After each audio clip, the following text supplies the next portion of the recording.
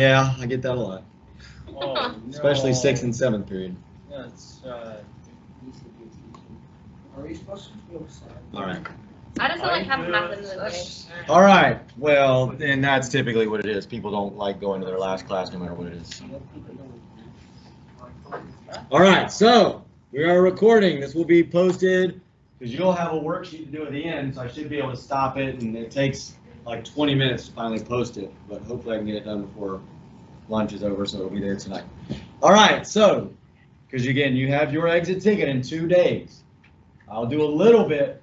I don't even know if I'd call it a review because we'll still have new material to put on there, but I'll do a little review before it, but you get what you get today, and then you got the exit ticket. It's 50 points, which is twice as big as the one that you just had. And then next week you'll have a 100-point actual quiz, which will have a lot of the same stuff on it too. So I asked you 3 things. Most of you didn't do the first thing, if any of them.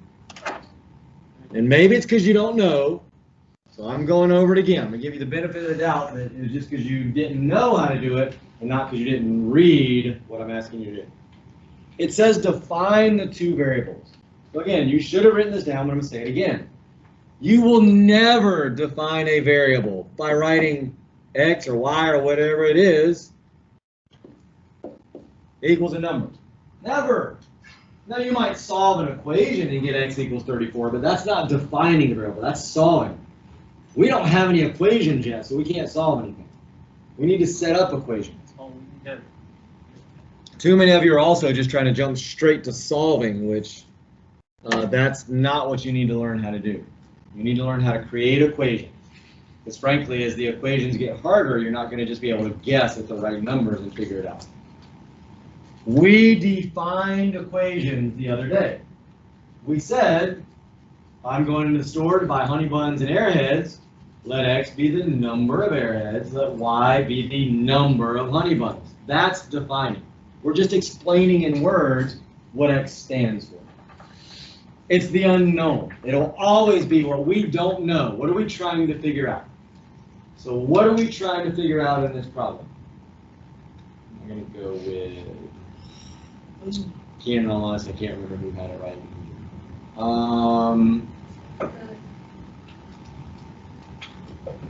Let's do volunteers first. What do we not know? What are we trying to find out?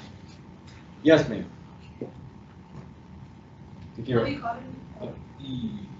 Trying to figure out. We don't know 2 numbers. It says that we have 2 numbers, but we don't know what they are. We know something about those numbers when they're combined. That's what sum means. We know something about those numbers when they're subtracted from each other, but we don't know what those 2 numbers are. That's our variables. What we don't know is our variables. Now, the way you write that could be a lot of different ways. We did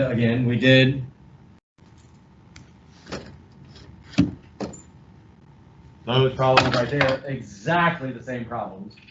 Exactly. Sum is 12. Difference is 4. Exactly the same 2 problems, just different numbers.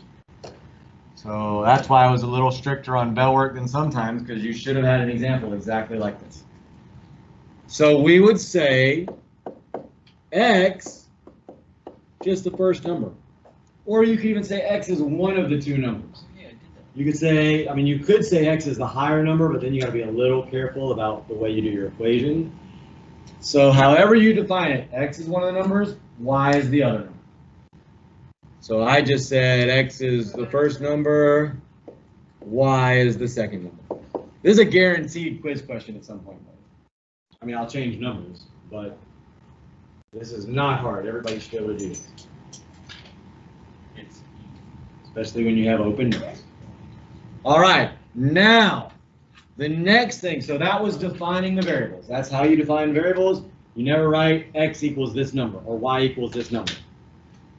Now, I need to find the 2 rules in the problem. So I got to erase this stuff as I go along so I don't have a ton of room. Everett, what's one of the rules in the problem? This has to be true. We have to make sure. We don't know the 2 numbers, but we know this is true about the 2 numbers. We have to make sure we keep this thing truth. Like we can't break the rule. What's one of the rules? I think you said the first one, right? About the first number? Yeah, the first rule simply says, again, I don't know what the two numbers are, but I do know if I take those two numbers, their sum, which means what? What's the math that sum means again? S-U-M. Addition. So we know if I take those two numbers and I add them together, they have to be 34. That's a rule. Don't know what the numbers are yet still. I know if I add them though, they have to equal 34. Here's another quick little thing to check on just a second. If you have an equation, always try to see if it has this word in it. We talked about what that means. What does that mean? That means equal, right? We said that means equals a lot of the time. Not all the time, but check it. Does it make sense that I could change this sentence? Oh, by the way, the rules normally come straight from the sentences in it. You're just going to pick two sentences that are going to be the rules normally. So does it make sense that I could say the sum of the two numbers equals 34? Does that make sense? Yeah, that sounds good. That's a good logical statement. So I could just write that and just start my equation already, really. Oh, wow. After you're done explaining, that work kind of misses bathroom. We got a line going, so you'll be in line. But yeah, I'll start it as soon as I'm done with going. So that's my first rule. We already said the sum means addition. So now we just have to figure out, well, if the two numbers, if the two numbers added together equals 34, well, I know X and Y represent the two numbers. So it just means I'm adding the two numbers together, and it has to equal 34.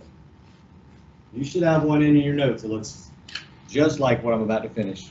What's the next rule, Joe? Next rule in the problem. Again, the rules come typically straight from a sentence.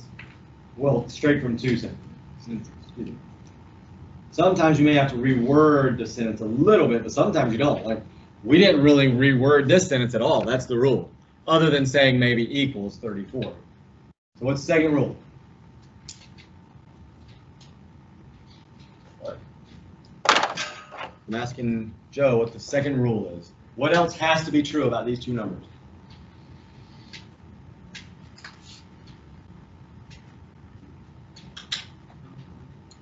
Nope, then you better figure it out.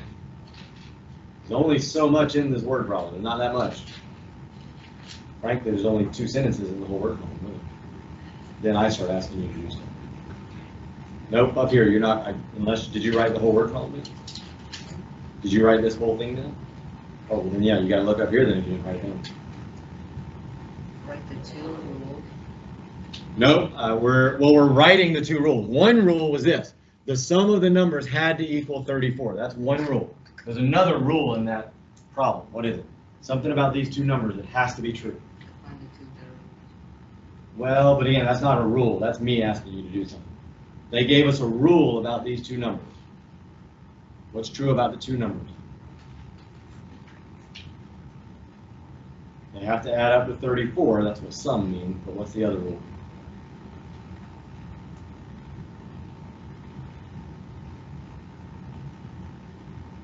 Typically comes from one of the sentences with numbers in it. Only one other sentence that has numbers in it. I don't see anything. You don't see another number in that word problem. Yeah, 8. There, you look at that sentence there. That might be your rule since it's the only other sentence. So what's that sentence say? Difference is 8.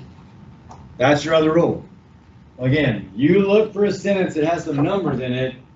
There's a pretty good chance it's either going to be your rule or it's going to be part of the equation when you make the equation. So the other rule, again, still don't know what the numbers are, but I know that when I subtract one number from the other number, it has to equal 8. Again, I can change this word and say, well, does it make sense if I change is to equals? Their difference equals 8. Yeah, absolutely, that makes sense. So if I can say that, I might as well just write equals 8.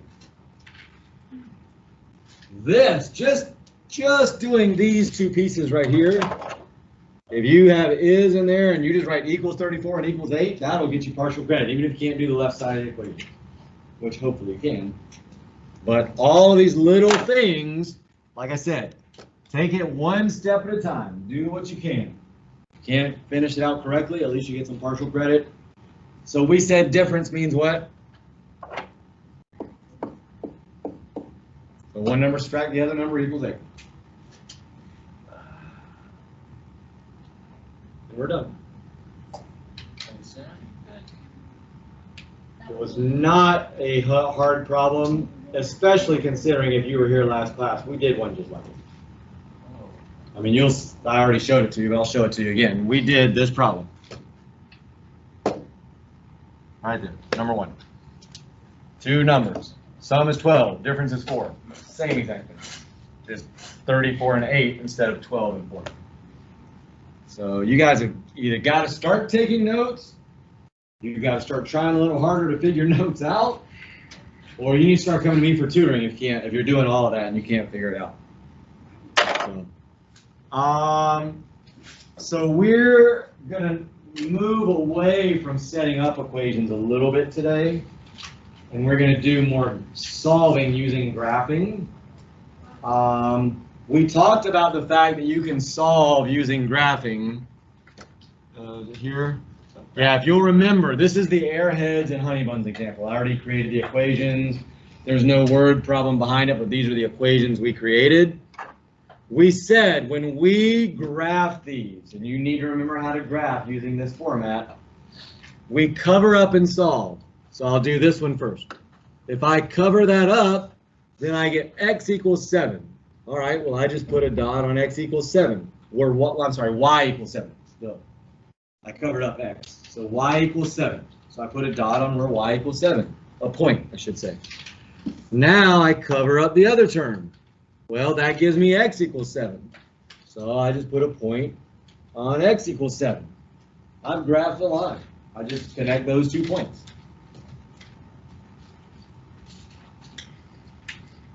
Oh, not a very straight line, but good enough. Now to do the other equation, and the reason that we're doing it this way is we don't have y by itself, like something like this. That's when we do the slope and the y-intercept. The y-intercept and the slope, technically in that order. We're going to do some of these in a minute, because that's what some of the graphs are like on your assignment. I cover this up, and I just solve for y. Basically means I'm going to divide both sides by 2. If I divide both sides by 2, that goes away. I divide that by 2. I get 5, so I get y equals 5. So I'm going to do it in a different color. So I put a dot on y equals 5. Now I do the same thing, only I cover up the other term and I solve for x. And I'll do it in green. So now if I cover up that term, well, that's pretty simple. I just get x equals 10. That's what it says right there. You could say I divide by 1 and I divide by 1, you'd still get x equals 10. So there's my other line. So now I connect those 2 points.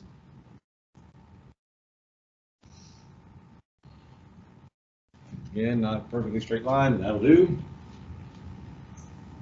We then said, if we have a system of equations, we basically have 2 rules.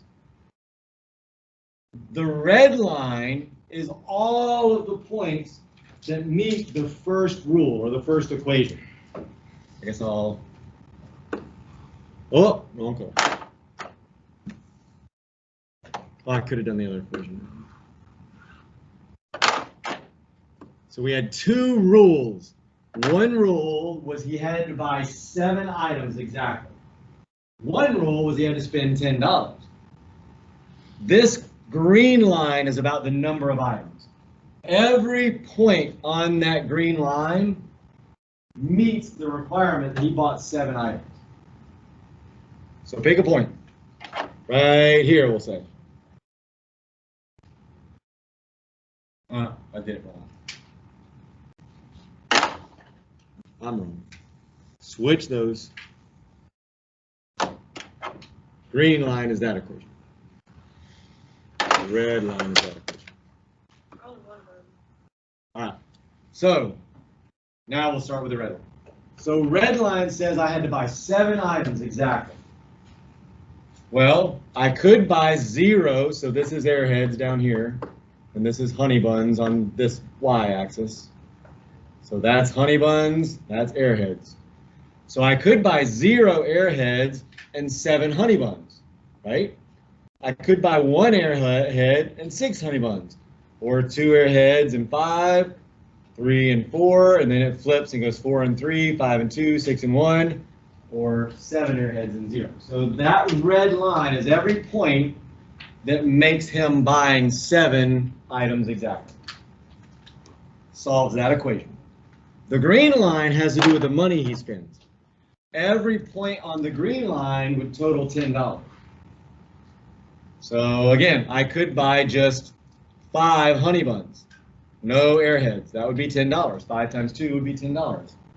I could buy, what's this point? 2 Airheads and 4 Honey Buns. So 2 Airheads would be $2. 4 Honey Buns would be $8. So yeah, that would be $10. So the green line are all the possible combinations that would be $10. There's only one combination though that meets both of those. It's 7 items and it also is $10. That's that point where they cross because it's on both lines. It meets both equations. That's why we said before, and again, if you don't get anything I just said, this is what you need to get out of this. Where they cross is your answer. That's your solution, where they touch. Because that point satisfies both equations. It means that he spent $10 and that he bought 7 items. And that point is 4, 3, we said. Or 4 Airheads and 3 Honey Buns. That's 7 items total and it costs $10. So the point where 2 lines cross or touch is the answer. Now here's what's going to happen in the assignments day when you graph. The 2 lines are not always going to cross like this. So there are 2 other possible solutions you'll run into. I'm just going to tell them to you real quick so that when you graph them you don't freak out because it's weird. Sometimes you'll graph a line and you'll graph the next line and they will be exactly on top of each other. If they're touching at every point, that means there's an infinite number of solutions. So when it says list the solutions, you would just write, if that happens, infinite solutions. So that's one thing that you'll see today. We've talked about that before briefly, but that would be infinite solutions because every place they touch is a solution. Well, they're touching everywhere. They're right on top of each other. Then the other one you'll see today that, again, we've briefly mentioned, but it's coming back up today.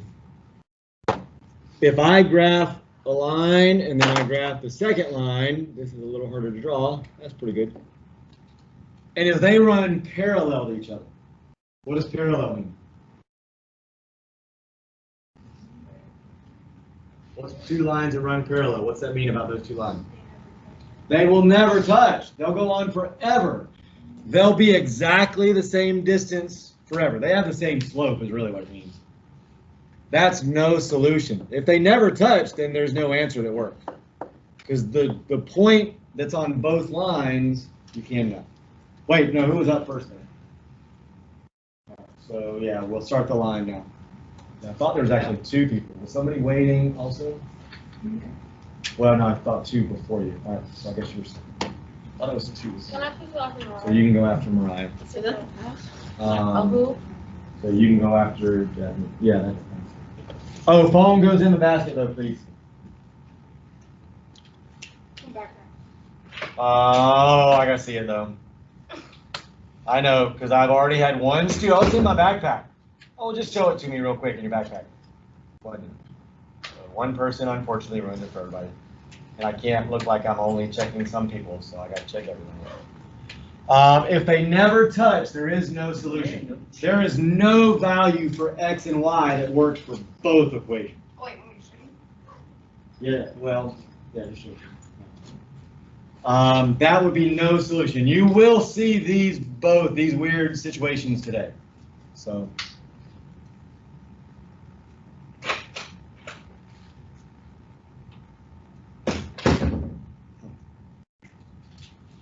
All right, so go ahead, you can get started. I'm gonna probably help you out with one of them you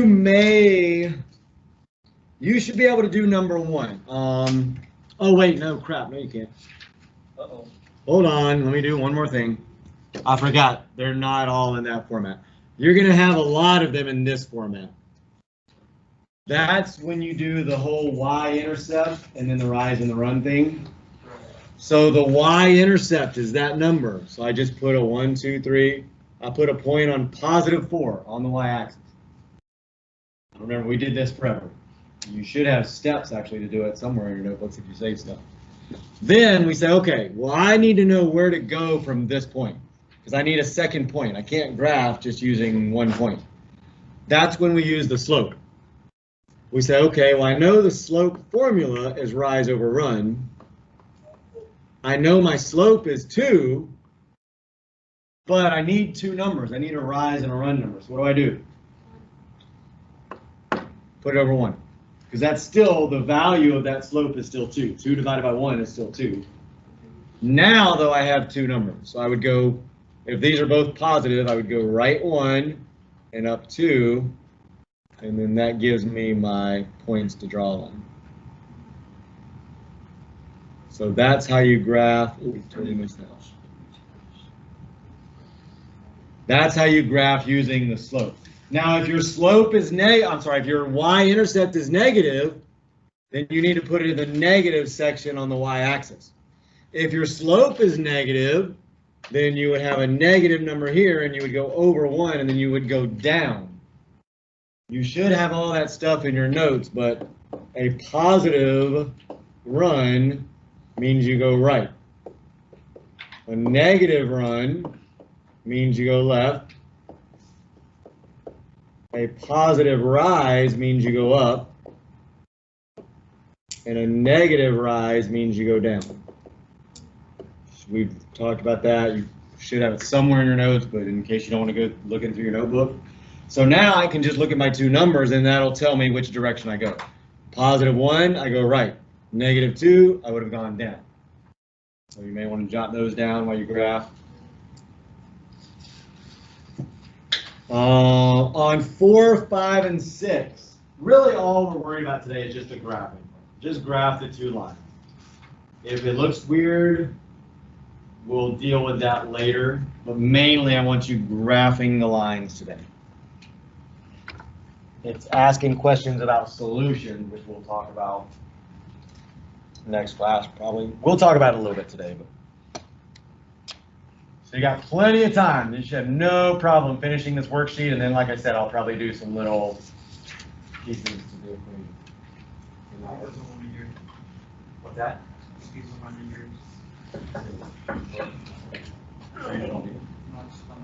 Oh. All right, so go ahead and work on this for a little while. And like I said,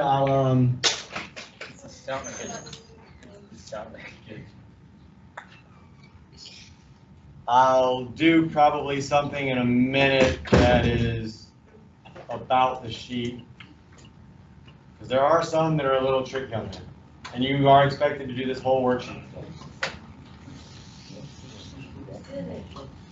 I'm going to keep the recording running. I might do some stuff while they're working in a minute. So if you're watching the recording, you may want to forward through it and see if I do any other problems, which I mean, I will do some more problems.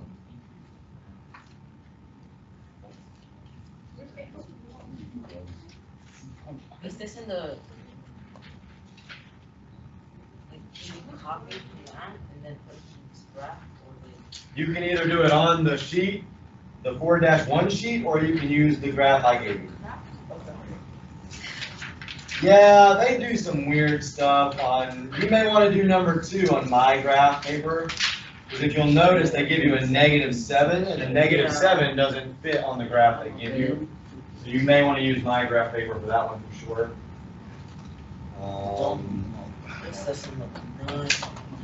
Yeah, even this number will get on into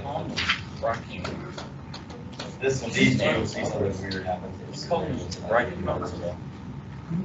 So yeah, you may just want to use my graph paper. It's going to be easier if you use mine. Well, make sure you write your name on it. We'll have to attach it to your sheet.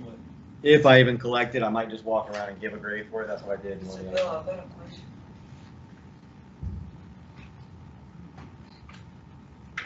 question. The numbers, the twos you see on there, they're just giving you a frame of reference for where all the numbers are. Again, I hate the graph. Just use my graph paper.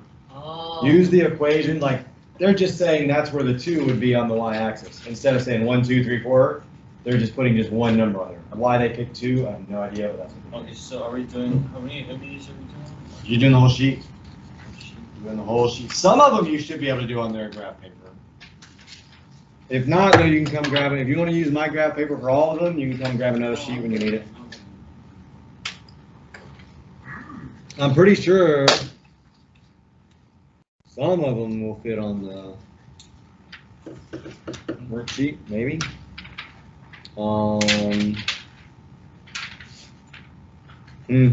Not really though, yeah. This is done.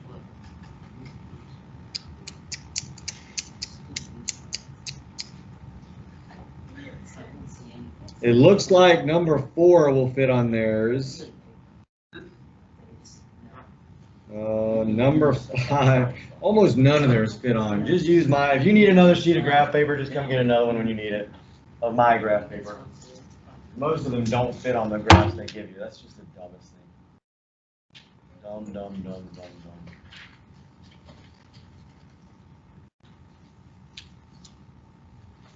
I'll probably do something else in a minute, so just work on the ones you can work on. And in about 10 minutes, I'll do one of the ones that I think is a little trickier. So, put it in your back.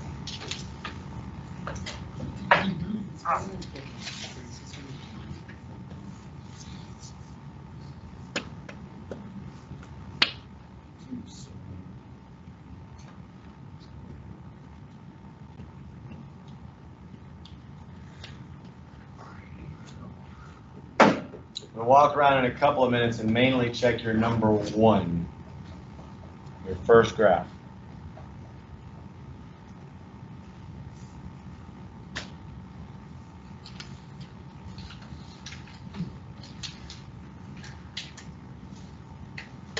If you weren't here, by the way, I have a packet that is in Focus that you can download that has potential word problems for the exit ticket that you'll do this week, and then for the big quiz next week.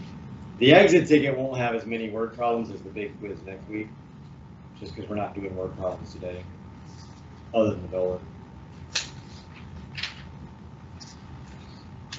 But we will do a lot of word problems probably early next week. Well, for you guys, that's just one day. Go ahead, it is.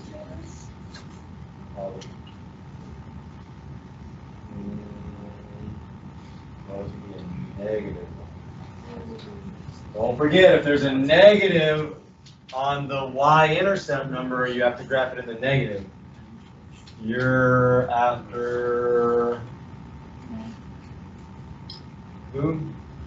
Oh, wait, who are you at? I think you're after Shayla. Do you just need to wash your hands or something? Or? Okay. Do you just have something on your hands that you wanted to wash off, or you need to use that? Okay.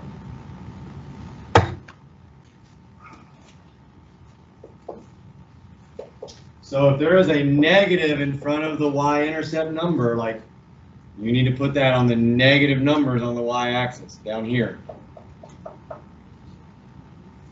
And then if the slope is negative, make sure you include that negative when you do the rise and the run fraction.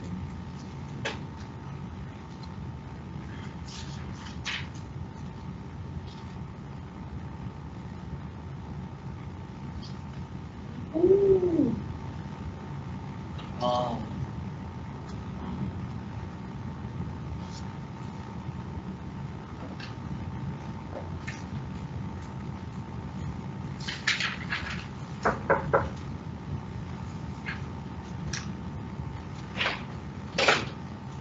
You're supposed to go. Let me go. Tell me I can go. You're in line, bud. You're after Shayla. So we just do a whole worksheet. Yeah, well, I'm letting you get started on it. It's probably something I'll have to do in a minute, so show you how to do a couple of them. Yeah, I need. 4, 5, and 6 for sure.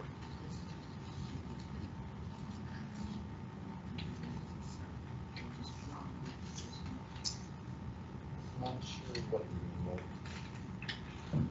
What's the first thing you do in number, which equation are you doing? There's 2 equations. Well, yeah, there's 2 equations in number 1. You're gonna have 2 lines.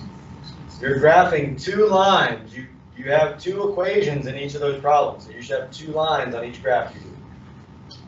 Just like I just graphed 2 lines, not on that right there, but when I did the page before it, the slide before it.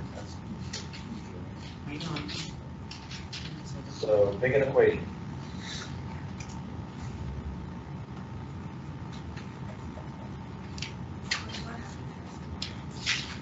Well, no, just literally point to an equation that you're going to graph. The top one, 2x subtract 1. All right, so I want you to show me how you graph. There's no math involved, like there's no calculation. You just look at the numbers in there and you use them to graph. Now, what is our starting point? Where did I say our starting point?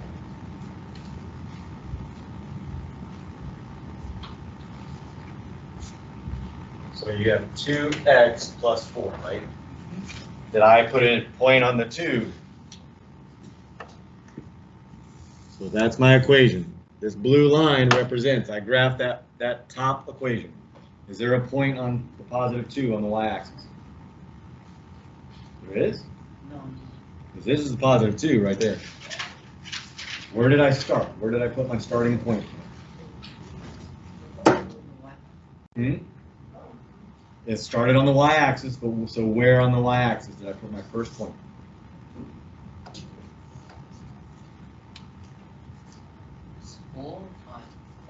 It's on a 4, so 1, 2, 3, 4. So where did that 4 come from? From the plus 4. Yeah, this is your starting point. Not the 2, 4. So for you, you're picking the wrong starting point. So your other number, but in yours, it's a negative number. It's a subtract, and then I forget what the number is. But so you wouldn't put it up here on the positive values. You'd put it down here on the negative values.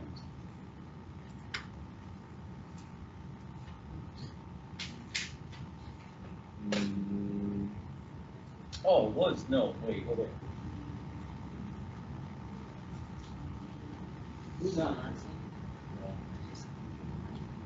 Oh, yeah.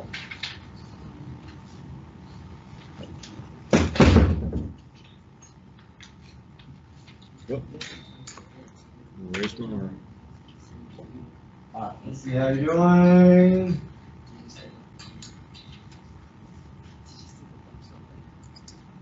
So on this one right here, what is your rise and your run number? When you made that fraction, what was the fraction? For this, I'm assuming it's for this graph right here. I think So you started at the -1, which is correct. And then what's your, alright, so it's 2 over 1. So which one is your run number? Yeah, that was good. Yeah, there you go. You just make it yourself. And that's pretty common, so you just got to be careful. It's not like it's complex, but there's just a lot of steps where you can make little mistakes. So again, we don't do anything with this number. Yeah, This is just your starting point. You need to start by putting a point on the graph where that y-axis is. Good.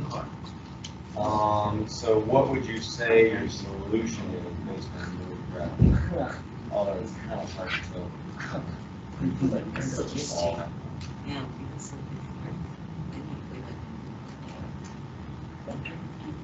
You're doing the opposite. So what's your fraction from the slope? You're right here in the second.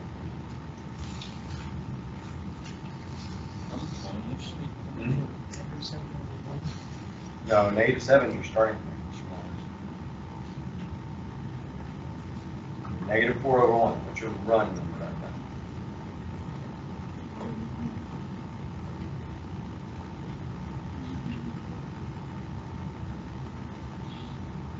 Rise over 1. There you go. You flipped them also. So you would go over 1, then up or down. And we kind of talked about it. If this is a higher number, like 4 or even 2, that's when the line looks more straight up and down.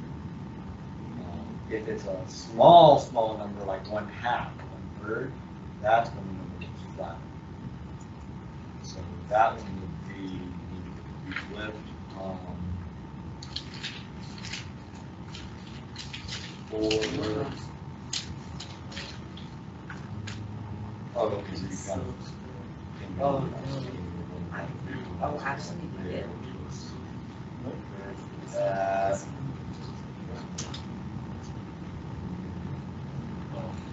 Yeah, they do. -3 would be. Yeah. It's those two numbers. Yes, but like. Now, when they're saying list the estimated solution, what they're asking you to do is just take your best guess at what the answer is. Because these are so close together, it's such a tiny graph, it's hard to tell even where you estimate it at. The key is you just need to understand that this estimated solution is still where they cross. But where they cross is not going to go right through the corner. I'm going to show you something. So you're just all you can do is estimate.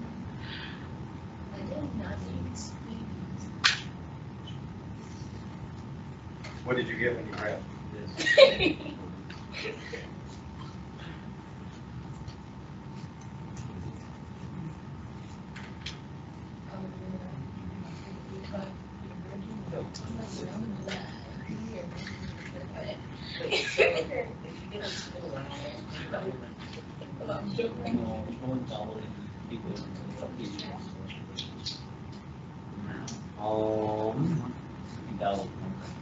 Look at those. How does so much they do all that? Want to help? This true.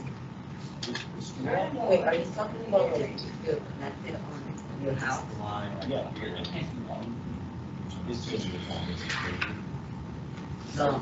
Okay, that's it. Here's what I want you to do.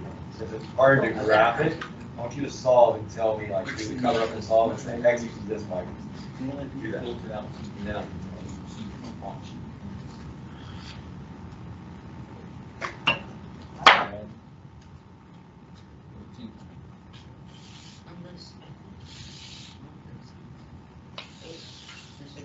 Mm-hmm. Check this out. Yep. Keep walking around.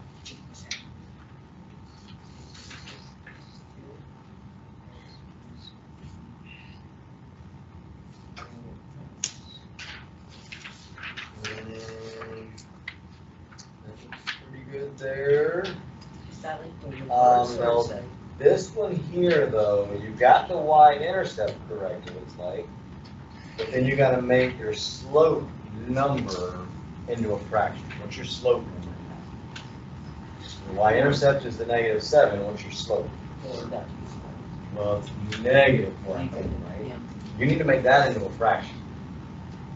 How would you make that into a fraction? But it still has to equal -4.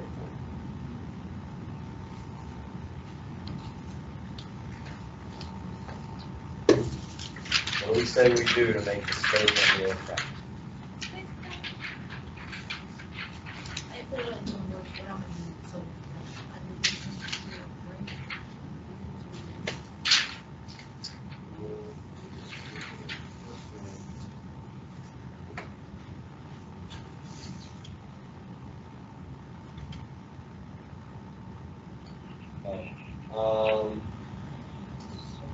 So this one you're starting at +4, right? I'm sorry, -3. So this is -3, so that goes to the top line, right? Top equation. So this is a positive slope, right? Oh, it goes that way. So that would be the way that was, and then same way with this. This is starting at +4, and this would be a positive slope. I'm sorry, negative slope, -3. So it shouldn't be slanted that way. It should be slanted the other way. So you need to fix those. If you need to, when you're doing the rise over run thing, if it goes off the graph,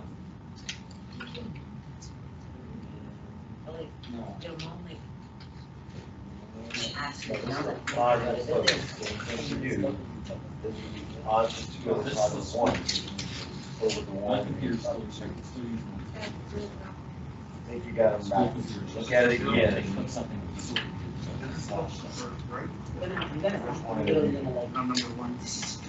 Oh no, we're getting.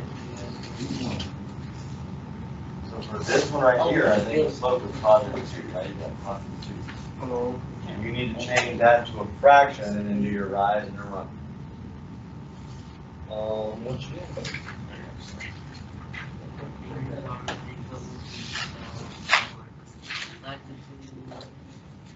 So you got the right starting point. These are my y-intercept. But then I need to change the slope into a fraction. How would you do that? What is the slope?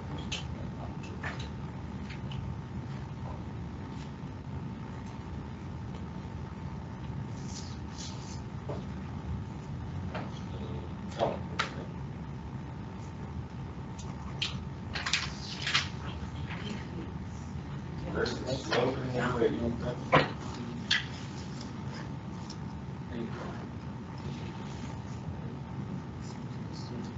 So I'm going to write this up again. Boy, we don't remember our graphing. If you have this equation, it would be plus or subtract b, doesn't matter. That is the y-intercept. This value is the slope. Always, whatever is in front of the x is always, always, always the slope. Yeah, it really talks. So whenever you're starting off your graph, you start with this number, the y-intercept number. Gentlemen, I need your attention. You start with this number and you put a point on that number on the y-axis. Then you go to the slope. The slope is the number in front of the x. If there's not a number there, it's a 1. Again, that doesn't mean x equals 1. It means there's a 1 in front of the x, 1 times x. This is what you would change into a fraction if it's not already a fraction. So there's just like a 2 there, or a 3 there, or a -4. You would take whatever is there and just put it over the number 1 so that you have a fraction that you can use for your rise and your run.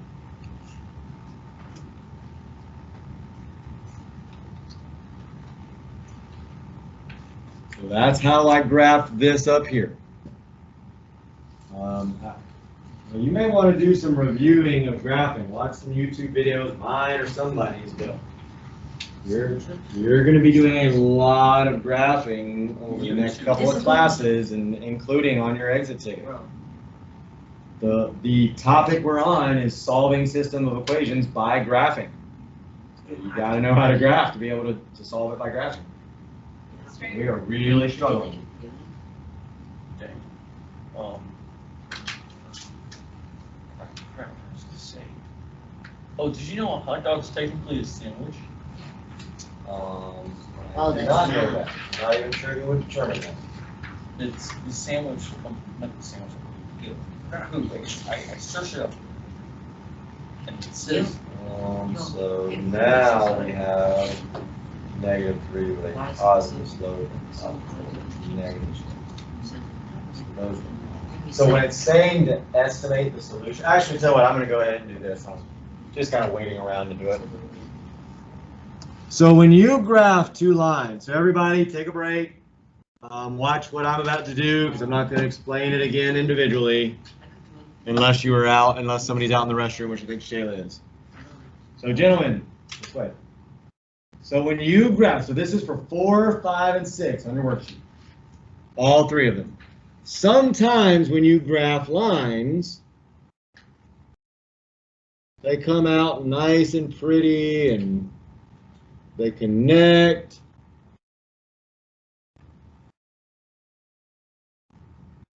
Like this. And they meet, even though I didn't draw the straightest of lines, but they meet right on the corner of squares. And we can say, okay, I know the solution to this is at 2, 2. That's my solution. Piece of cake. They cross right through the corner of that square. Sometimes, though, that doesn't happen.